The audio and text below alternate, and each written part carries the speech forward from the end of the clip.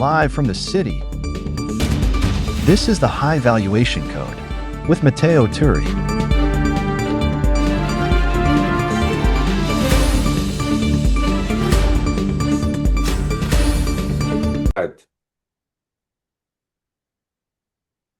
Hello, Matteo. Hello, everybody. Welcome, everyone, to another episode of the High Valuation Code Live. And each week we explore how businesses move from fundability to valuation, from valuation to scale, and from scale to exit.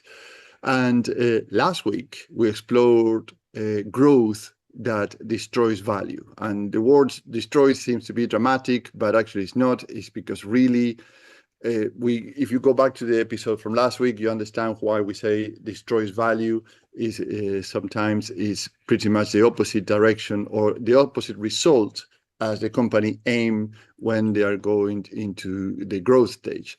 But today we talk about next day, because it's not about criticizing or laying out what destroys value. At the same time, we want to be productive and very practical, because once you understand what goes wrong, then it's much easier to understand what or how to design it correctly. So you can design now things in a way that actually goes in the direction that you want to go.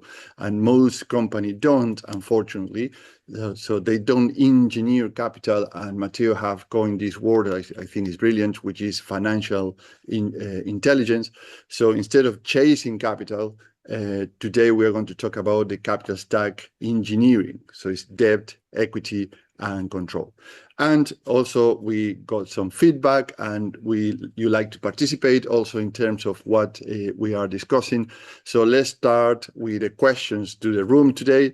And the question is, how many of you feel your capital structure was actually designed, right? Versus something that just evolved over time. And we're going to discuss this today too.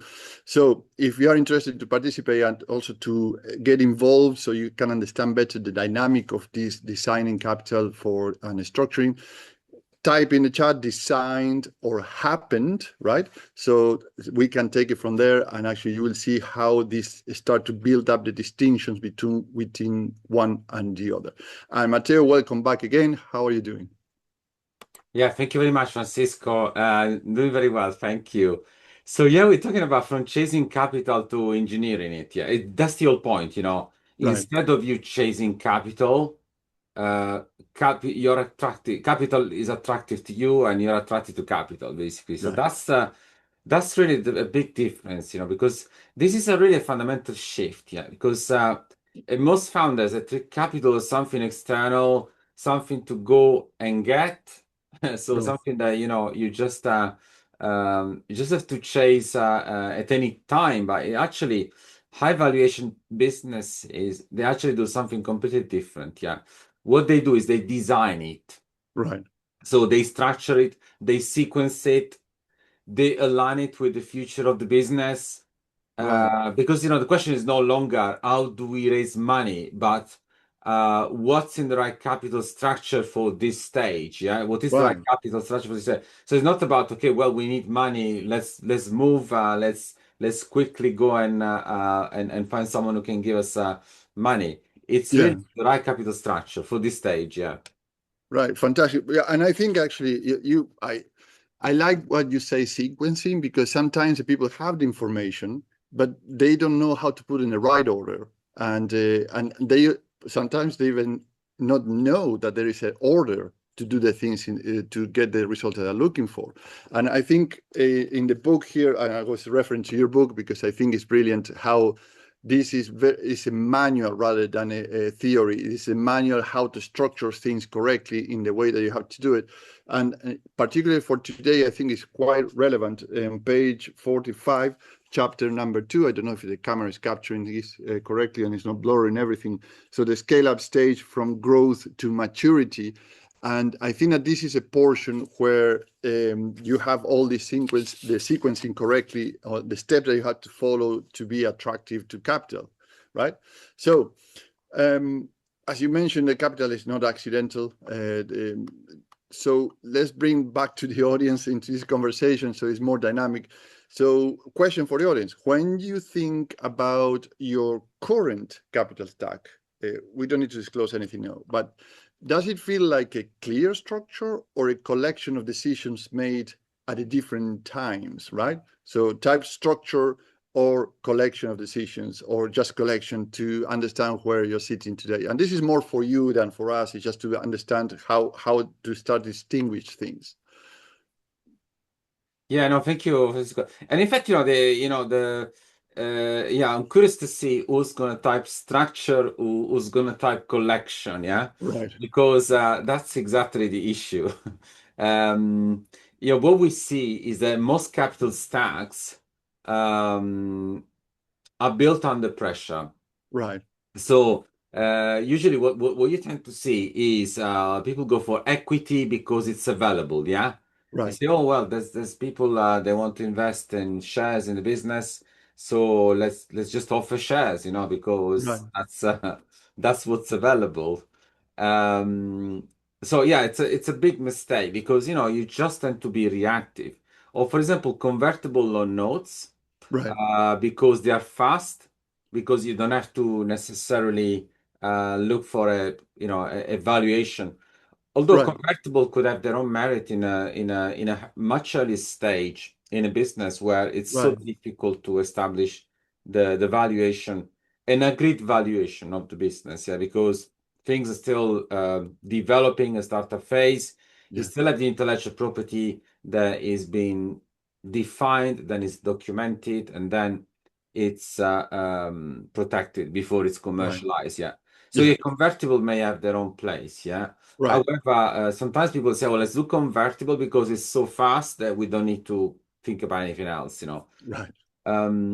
What else? That because it seems manageable, yeah. But yeah, it seems manageable. Then you have to obviously do all your stress tests, all your scenario planning to ensure that you go from your opinion to a real fact, yeah. Right.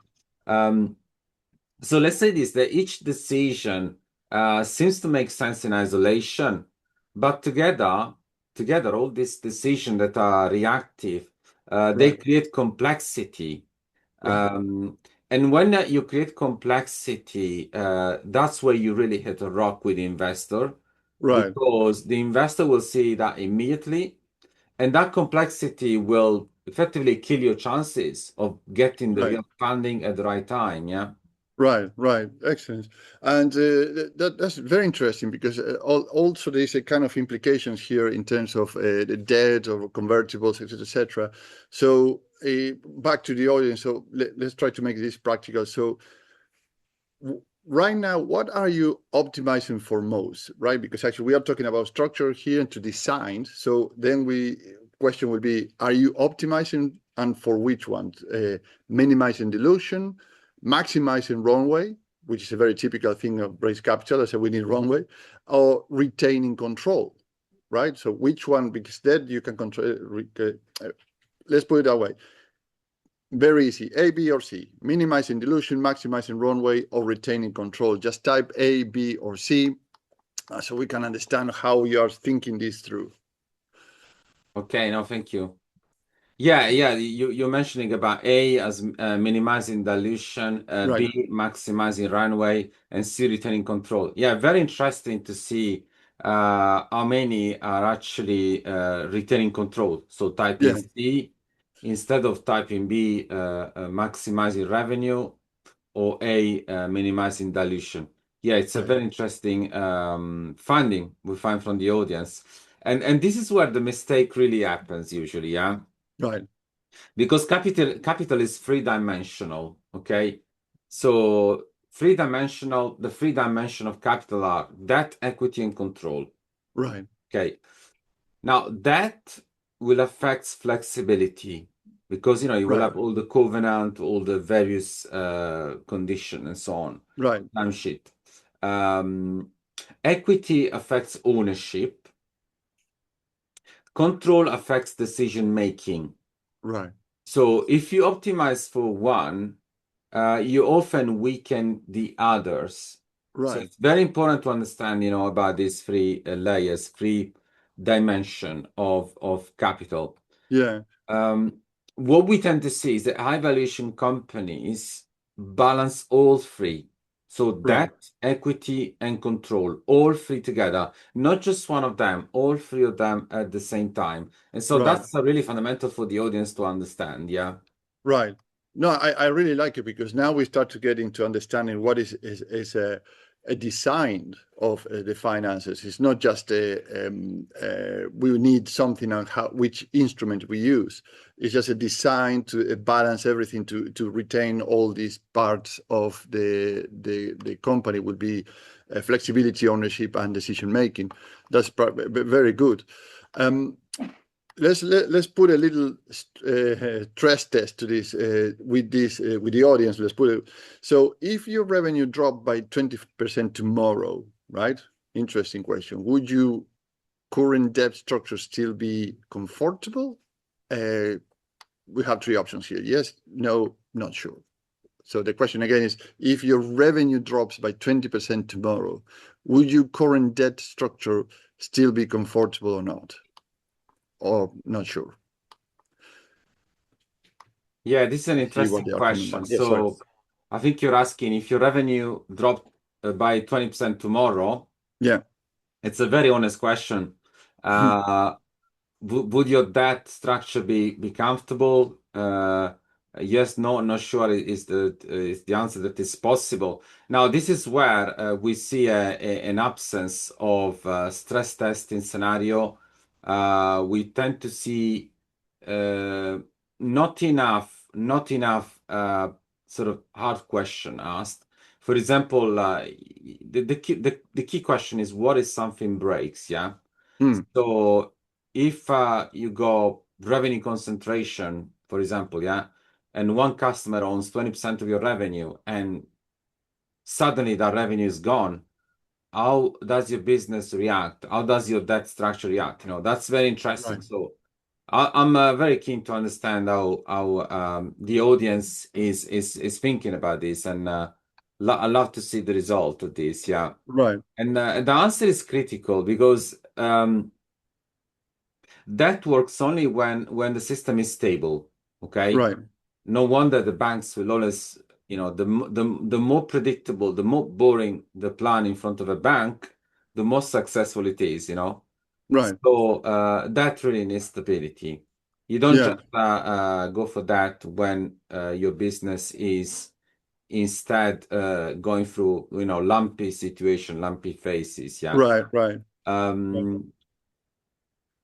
Because if the system is not stable, we can see it's going to create pressure, okay? Right. And that should accelerate a functioning business, Right. okay? Already functioning business. Right. Not compensate the instability. Yeah. So you need stability, and then you can actually go for that. But if you don't have a stability, it's a very very risky, well, very unwise decision to Right. to go for that. Yeah. Right.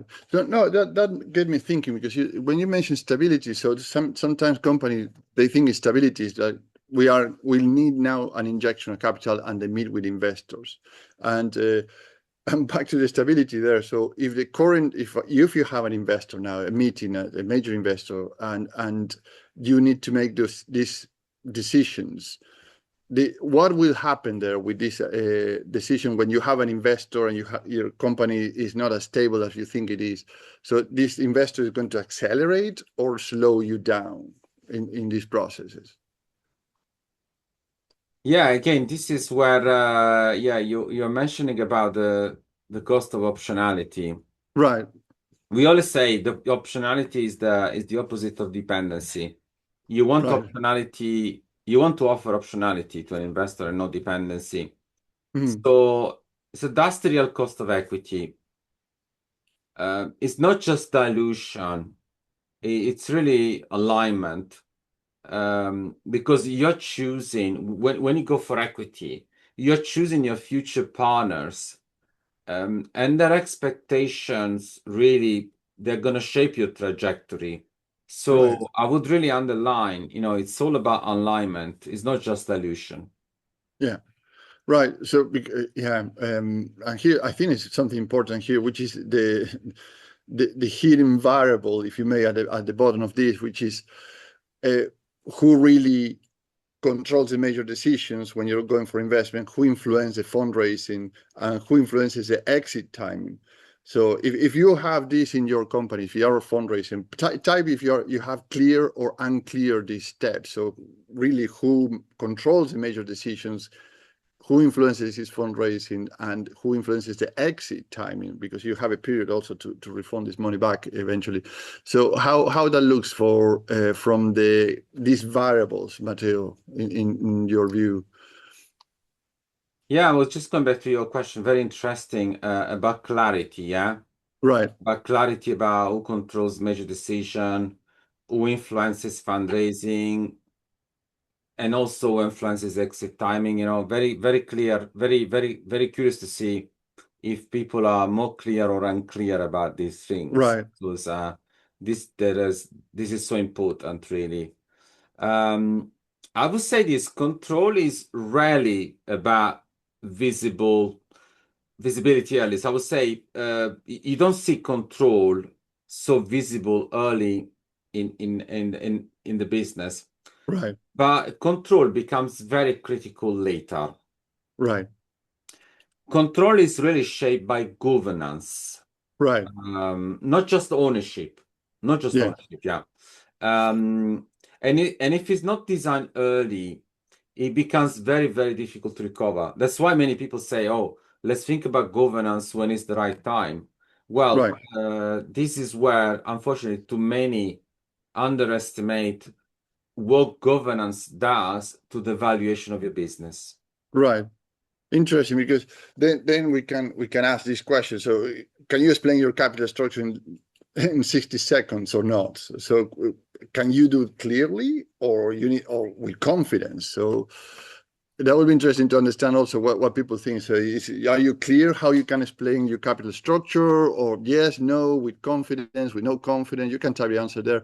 So how that looks like, Matteo, in terms of the when the investor, because some investor ask this question very, very, very straightforward. So they put it in front of the conversation very quickly.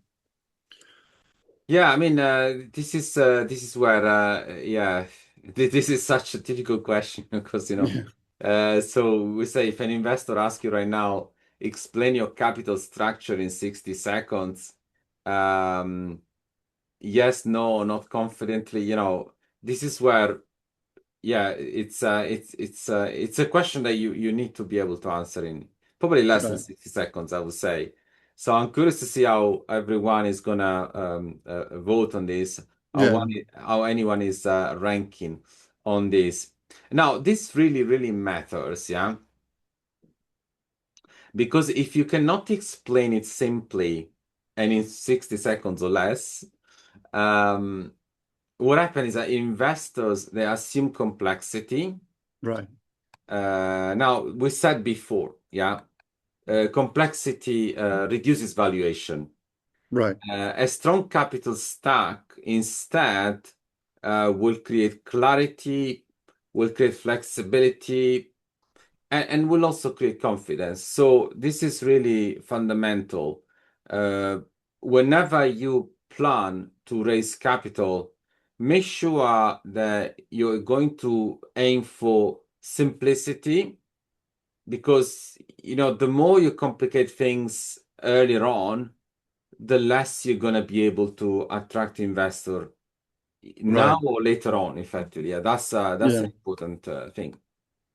Yeah, I actually I really like this because it's if you cannot explain what you do in simple terms in a very short in 60 seconds, it doesn't mean that it's not complex. We are not diminishing that actually the complexity. We are saying that sometimes people overcomplicate things or overanalyze things, and then it's very hard to explain that. And even more is you can understand that in your head, and you think that actually I explained that very clearly, but actually you are in your head explaining this. It's not what the other person with perhaps are have several meetings during the day or during the week, and all of a sudden speak with you, and you need to explain this very, very clearly in very simple terms, not depreciating or the value of the what you're explaining, but actually in a way that actually is very, very digestible for the other side. And sometimes it's a matter of communicating this correctly. I want to go back to the beginning when we say things are engineered or accidentally happening, or as the things move along, they don't have a design, right? So if you say two companies, some growth, one engineered this capital, or the other didn't engineer their capital stack, which one gets the higher valuation, the faster funding, or the better terms? And by the way, if you want to answer here, in this whatever we discussed so far, are you in the engineer position or the accidental position? That would be interesting to understand. Also, it's not to judge anybody, just to see how we're start to build this engineer process towards your organization. You can apply to your company now. Yeah, this is another interesting question. It's we're comparing engineer versus accidental structure. And most of the time, I have to say we see accidental structure, because no one really wakes up and saying, well, we need to engineer our capital structure. But that's exactly what you do if you want to attract investor. Right. If you just improvise the capital structure,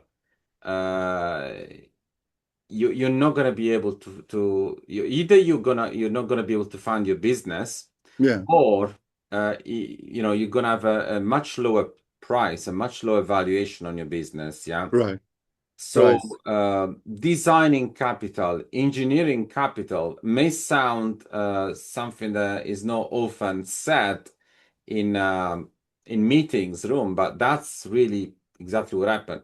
So the high valuation goes always to the engineered one, because investors do not just fund performance, they fund really clarity and predictability. So capital is not something that you just chase and you get, you design before you find it, before you chase it. And trust me, when you design capital, capital comes to you instead of you going to chase capital. So that's the biggest takeaway really from this discussion. It seems counterintuitive because actually, when was last week? Actually, we spoke with a company and they were saying that actually they do run this what do you call it, road shows. They go and one question we asked, I say, how many people were before you in this theater? Because actually pretty much were like around 60 people. They were right in the middle, and in front of them there were around 100 investors. And say, how many people was in front of you? Around 20. And how much time you have to do this presentation? I say, well, around 3 to 5 minutes each person.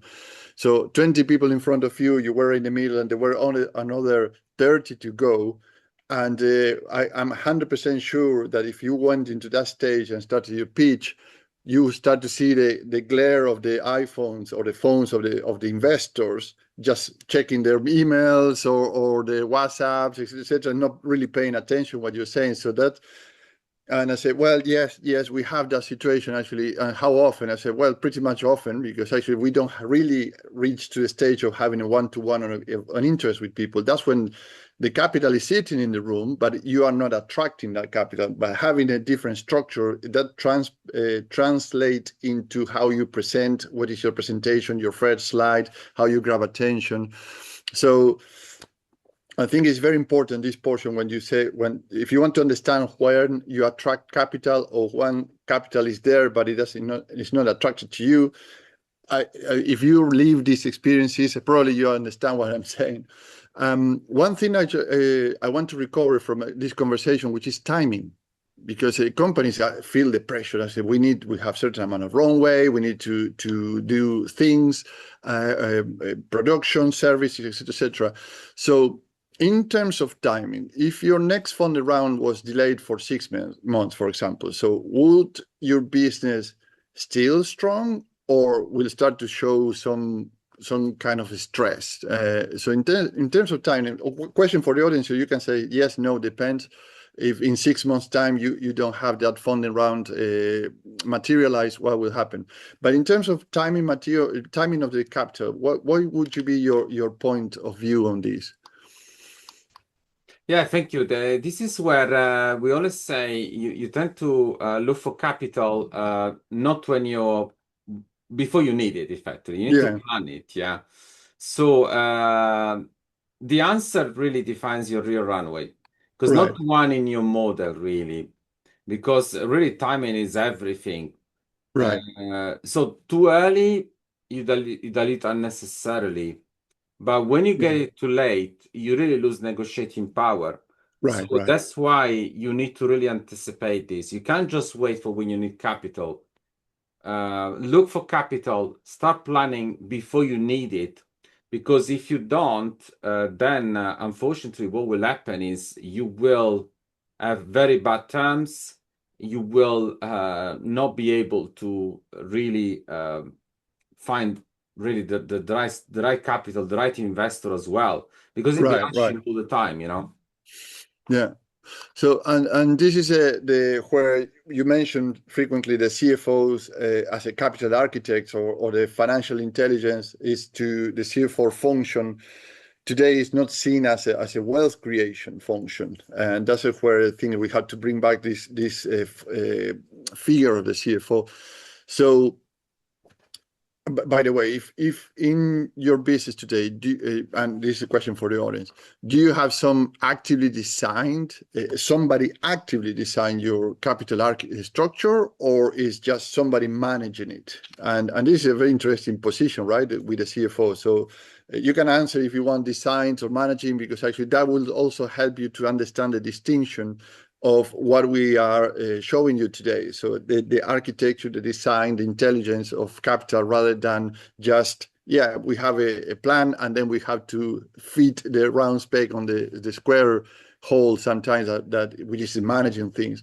So I think, Matteo, you have a lot of good insights in terms of the real CFO function in terms of these situations.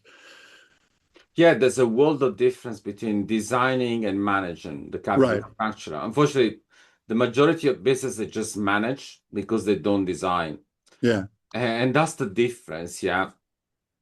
Because the CFO should be the architect Right. uh, of capital, really. It's designing scenarios, as I said before, anticipating trade-offs, aligning capital with valuation. Right. Capital shapes the future of the business, really. Yeah. And someone is to really design that future intentionally, because if you don't design, you're always going to be reacting. You're always going to be behind the curve. Right. And this is why, really, it's my encouragement for many founders. Stop feeling intimidated by finance. You Right. need to anticipate. You need to really give confidence to your investor. You need financial intelligence, because at the end of the day, there's one thing that will never change. Investors will back financial intelligence. Right. Yeah.